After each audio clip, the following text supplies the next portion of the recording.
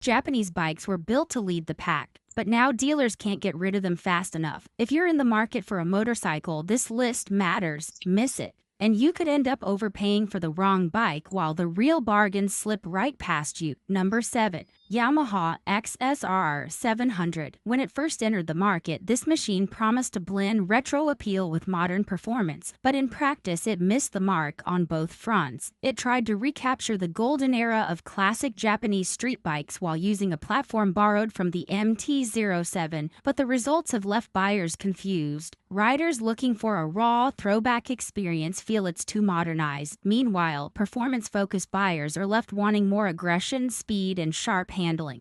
This left the XSR 700 floating between two markets that no longer know what to do with it. Powering this motorcycle is a 689 cubic centimeter parallel twin engine, producing 73 horsepower and 49 pound-feet of torque. It's smooth, reliable, and decently punchy in the mid-range, but it doesn't deliver the kind of response that gets the blood pumping. It's a comfortable engine for city riding and the occasional weekend twisty road, but it falls short when pushed hard compared to the sportier MT-07 or the more refined Z900 RS. The XSR lacks both bite and polish. The suspension system consists of standard telescopic front forks and a rear monoshock that leans toward comfort over precision. On city streets, the setup offers a relatively plush ride, but at higher speeds or under aggressive cornering, the chassis feels vague. Braking is handled by dual front disc brakes with 4-piston calipers and a single rear disc. While the stopping power is adequate, it does not match the more responsive braking systems found on newer middleweight naked bikes. The ergonomics are another sticking point. The flat seat, wide handlebars, and slightly rear-set pegs create a rider triangle that tries to split the difference between a sporty and upright posture, but ends up being awkward for longer rides. Some riders complain that the seating position causes lower back strain after an hour or two, while others find the tank's shape restrictive when leaning into corners. Weighing in at 410 pounds, the XSR 700 is reasonably light, giving it decent maneuverability. It's easy to toss through traffic and stable in tight urban conditions, which makes it a good commuter on paper. However, it doesn't offer any wind protection, advanced rider aids, or touring comfort, further limiting its appeal for real-world daily use. You also don't get traction control, adjustable throttle modes, or cornering anti-lock braking systems. For a bike that costs around $9,199, that lack of features is hard to justify in 2025. The styling has been a major point of contention. The round headlight, stitched seat, and minimalist tank design are all nods to the past, but they don't flow together in a coherent way. It feels like the design was assembled from a parts bin labeled retro rather than shaped with intention. Compared to more successful throwback designs from Triumph or Royal Enfield, the XSR looks disjointed. The MT-07's aggressive Street Fighter vibe has broad appeal. The XSR's awkward mix of vintage and modern does not. From bikes that are stuck in the past, we shift to one that never fully arrived in the present. We dug deep to find what dealerships don't want you to know. So if this list has saved you time, money, or regret, hit that subscribe button. And if you've owned any of these bikes, we want to hear from you in the comments. Number 6. Honda Fury. It was designed to look like the outlaw's choice. A stretched front fork, low-slung seat, and raked-out bars that scream custom-built freedom. But the truth is, this one rides more like a corporate memo. The Fury made waves when it first dropped because it looked different from Honda's usual lineup, a radical departure from its traditional touring and commuter machines. Yet for all its effort to channel the spirit of a garage-built chopper, what buyers got instead was a perfectly assembled imitation. And that's the heart of the problem. It looks rebellious but rides too refined. Cruiser riders, especially those coming from the Harley-Davidson world, want more than paint and polish. They want grit, growl, and something that rattles both the mirrors and the rider's soul. The Fury doesn't give you that. It gives you silence dressed as noise. Underneath the chrome and stretched geometry, the Fury is powered by a 1,312 cubic centimeter V-twin engine that produces 57 horsepower and 78 pound-feet of torque. Those numbers put it squarely behind most V-twin competitors in its class, especially when stacked against Harley's 107 or Indian's Thunderstroke platform. The Fury's power delivery is smooth, too smooth, it doesn't rumble, it hums. And for a bike that looks like it belongs in a Sons of Anarchy montage, that kind of refinement feels out of place. This is a bike that's begging to be raw, but instead shows up in a button-down shirt. The 5-speed transmission shifts without complaint, and the shaft final drive reduces maintenance needs, but none of that helps when the soul just isn't there. In terms of physical presence, the Fury tips the scale at 672 pounds. It features a single disc brake up front and another in the rear, both with hydraulic calipers that provide average stopping power for a bike this size. The suspension setup consists of a 45mm telescopic front fork with 5.1 inches of travel and a rear monoshock hidden beneath the frame, delivering 3.7 inches of travel. That geometry prioritizes looks over lean angles, and it shows. Handling is best described as deliberate. The long rake and high trail numbers make low-speed maneuvering feel heavy, especially in tight urban spaces. On the open road, it holds a line well, but don't expect flickability or a confident twisty road performance. The 21-inch front wheel and 18-inch rear pair well with the overall silhouette, but do little to enhance agility. Ergonomically, the Fury delivers the usual chopper recipe: low seat, high bars, and forward controls. Taller riders will appreciate the legroom, but shorter riders may feel stretched out, especially during longer rides. The seat height is 26.9 inches, giving most riders decent ground reach, but the comfort fades after about an hour in the saddle. The narrow seat padding and aggressive rider triangle make this bike better suited for short cruises than long-distance hauls. Fuel capacity sits at 3.4 gallons, which further reinforces its around-town limitation. With a starting price of $10,499, the Fury occupies a difficult spot. It's too expensive for new riders, too polished for hardcore cruiser fans, and too niche for general appeal. Dealers across the country are finding that despite its head-turning looks, it's a bike that sits, sometimes for months, while newer, more dynamic models ride out the door. If the Fury couldn't fake the feeling of freedom, the next bike couldn't even decide what kind of ride it wanted to be. Serious riders know it's about more than the bike. The gear matters. Find our top picks in the description below. Number 5. Kawasaki Ninja 650. There was a time when the Ninja 650 was considered the ideal balance between a beginner bike and a serious street performer. It had the look of a true sport machine and the reliability that Kawasaki has always been known for. But today, in a market that demands either raw performance or practical everyday comfort, the Ninja 650 has become a bike without a real home. Riders coming from smaller displacements find it too soft to justify the jump, while experienced motorcyclists simply overlook it in favor of sharper or more comfortable machines. It's the kind of middleweight that ends up sitting on showroom floors, not because it is bad, but because it lacks a clear reason to buy. Under the tank, the Ninja 650 is powered by a 649 cubic centimeter parallel twin engine. It produces 67 horsepower and 48 pound-feet of torque members that sound decent on paper but feel muted in real-world use, especially when compared to newer offerings from Yamaha and Aprilia. The power delivery is smooth but uninspiring, with much of the excitement confined to the higher rev range. That performance, paired with a fairly upright riding position and calm throttle response, gives the bike a commuter-friendly character, but that's part of the problem. Riders looking for a true sport experience often find it lacks bite, while commuters would rather have something more comfortable and upright like the Versys. The chassis itself is compact and manageable, making the bike easy to ride in city conditions. Curb weight sits around 420 pounds, which is light enough to make maneuvering simple for newer riders. The front suspension features a conventional telescopic fork, while the rear has an adjustable preload monoshock, decent for daily riding, but a clear step down from the fully adjustable units found on higher-end sport bikes. The braking system consists of dual front pedal-style disc brakes with 2 piston calipers and a single rear disc brake. While the setup is competent and includes anti-lock braking system as standard, it doesn't feel as sharp or confidence-inspiring under hard braking as what you'd get from radially mounted calipers or more advanced systems in the same category. Styling-wise, the Ninja 650 still holds on to the aggressive fairings and twin LED headlights that give it the illusion of being a more hardcore sport bike. But looks can only go so far when the ride doesn't back it up. The relatively tall handlebars and step seat make it more comfortable than most supersports, but they also dilute the aggressive stance that the aesthetics promise.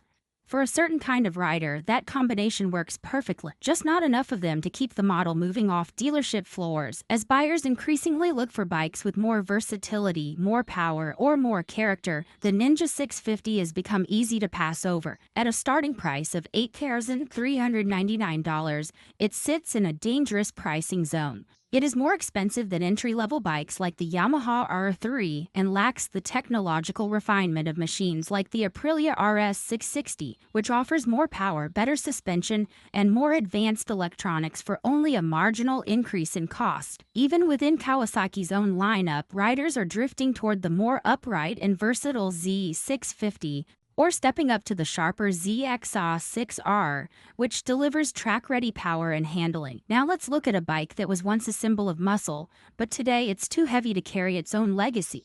Number 4. Yamaha V-Max.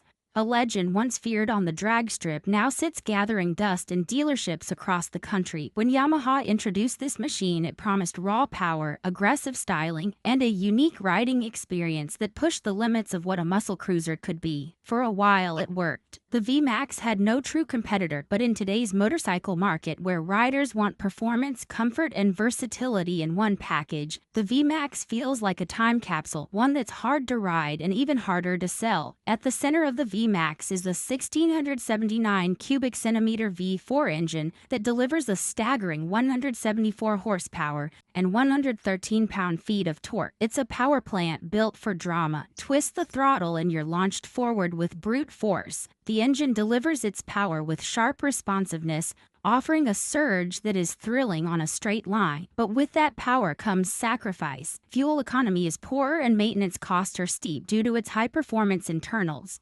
Even basic servicing can be expensive compared to other cruisers in this price bracket. Insurance premiums are also higher due to the V-Max's classification as a high-output machine. In terms of chassis and handling, the V-Max isn't built for city riding. Weighing in at 684 pounds, it is significantly heavier than most modern muscle bikes. Low-speed maneuverability is difficult, and tight urban corners quickly become a workout. The suspension system includes an advanced, fully adjustable telescopic front fork and a monoshock rear setup that's tuned to handle the engine's output, but the ride can feel stiff on uneven pavement. The braking system features dual front disc brakes with radial-mounted calipers and a single rear disc, offering solid stopping power. Still, it takes effort to rein in all that weight and speed, making it more suited to open roads than urban cruising. While the V-Max's styling still turns heads, it's not enough to carry it anymore. The bodywork, air scoops, and aggressive stance make a bold statement, but many riders now prefer designs that blend classic aesthetics with modern line. Compared to bikes like the Diavel or even the lowrider S, the V-Max feels bulky and less refined. Riders today are increasingly drawn to machines that offer high performance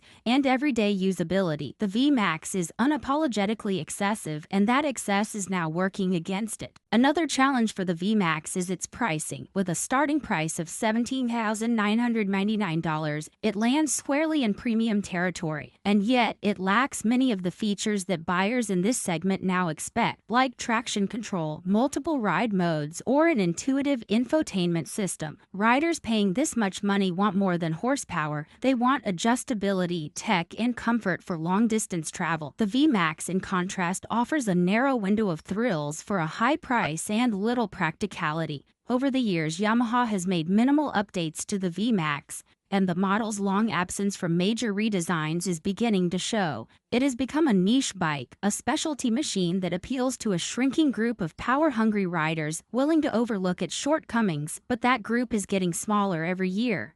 With competition offering better rounded packages, the V-Max is slowly fading from relevance. Dealerships are finding it increasingly difficult to justify its presence on the floor. That was a bike with power few can handle.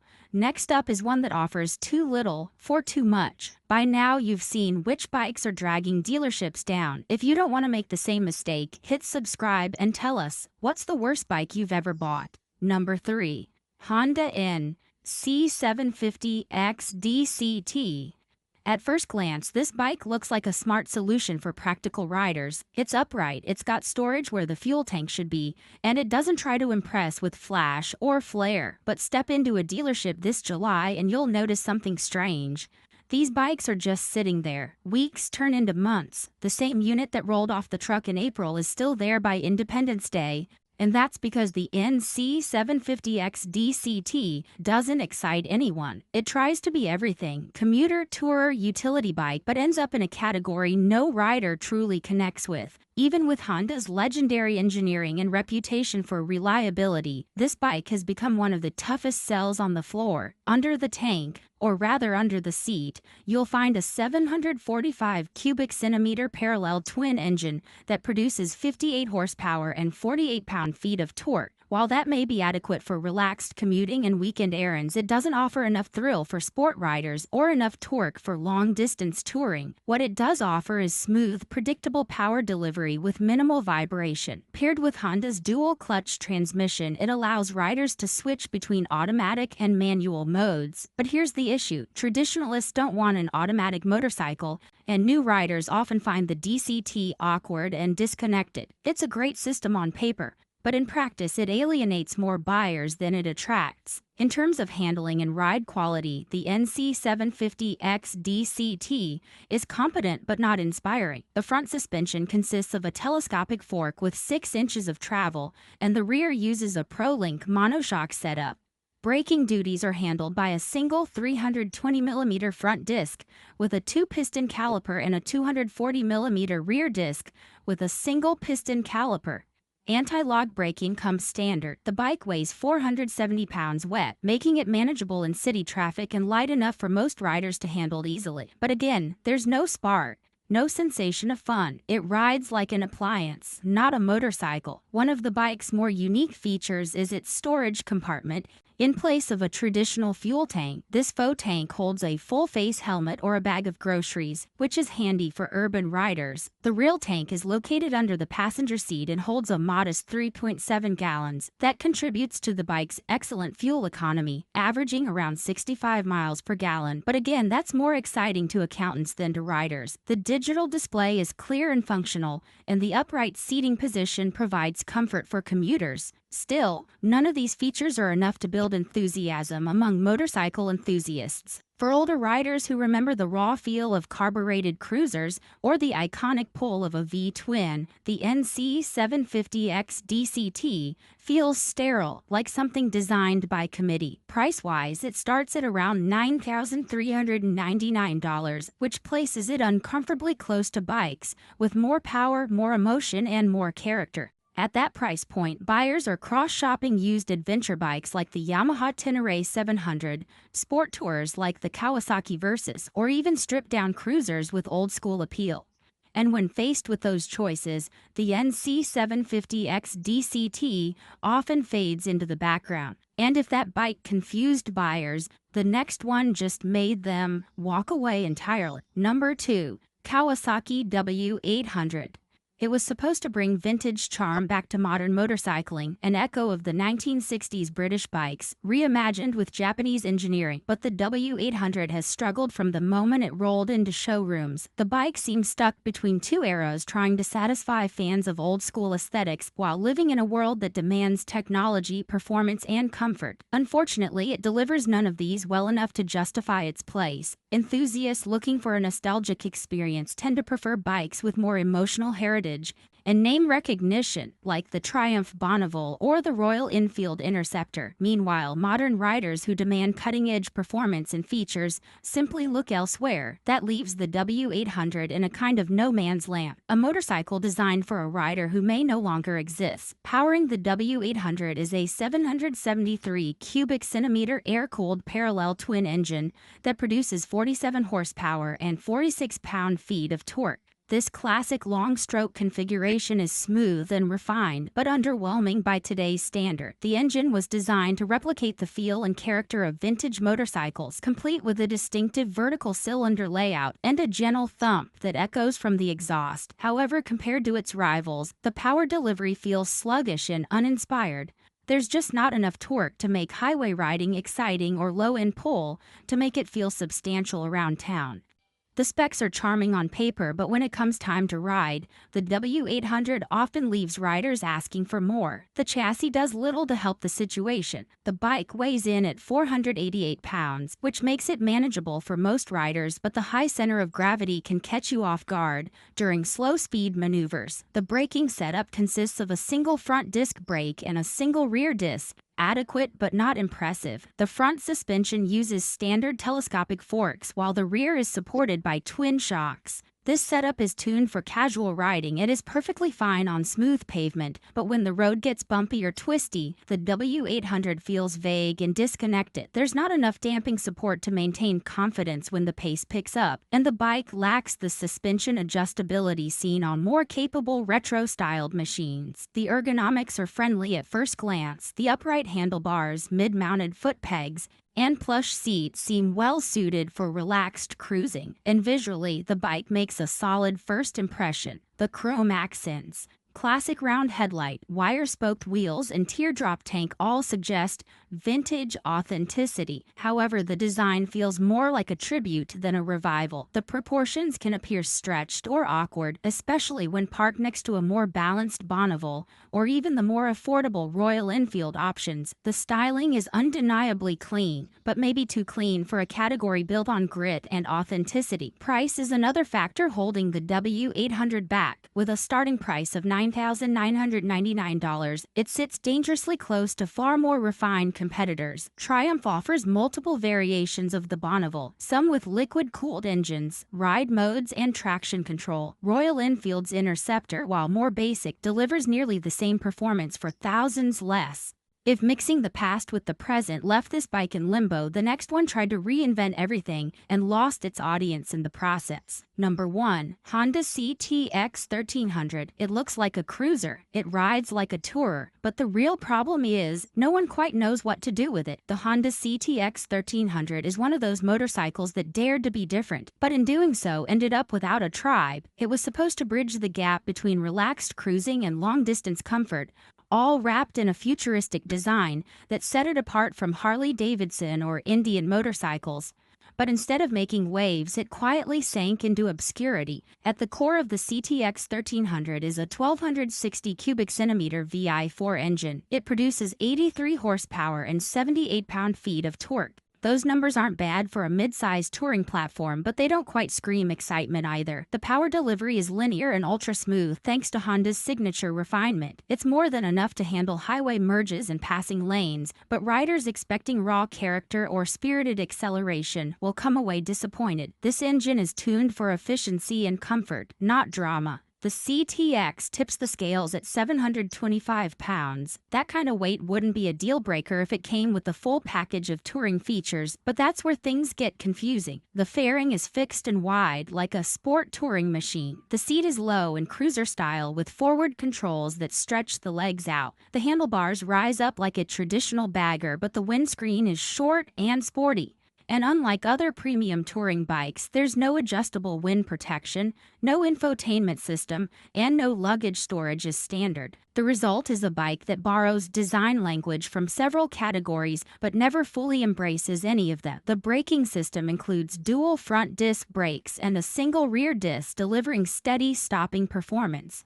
Suspension duties are handled by a conventional telescopic fork at the front and twin shocks at the rear. It's a setup that prioritizes ride quality and straight-line stability. Over smooth roads and long hauls, the CTX feels planted and comfortable, but in tighter corners or uneven city pavement, it shows its age and weight. There's no advanced electronic suspension or lean-sensitive technology here, just a basic setup aimed at simplicity. Another point of contention was the ergonomics. The riding position is undeniably relaxed, with a wide saddle and generous legroom, but the mix of cruiser foot controls and high handlebars can feel awkward on longer rides. There's not quite enough wind protection for true touring comfort, especially at highway speeds. And while the seat is plush, taller riders often complain to feeling cramped due to the bike's unusual proportions. These minor issues stacked up over time, and many riders found themselves fatigued faster than expected. When it comes to price, the CTX 1300 entered the market at around $17,000. That positioned it directly against well-established heavyweight touring motorcycles that offered more features, more character, and stronger resale value. Even within Honda's own lineup, the Goldwing stood as a more complete package. Riders simply didn't see the value in the CTX, and many opted for used Harley-Davidson models instead. That wraps up our deep dive into the bikes dealers are quietly trying to clear. If any of these surprised you, smash that like button, sound off in the comments, and subscribe so you never ride blind again.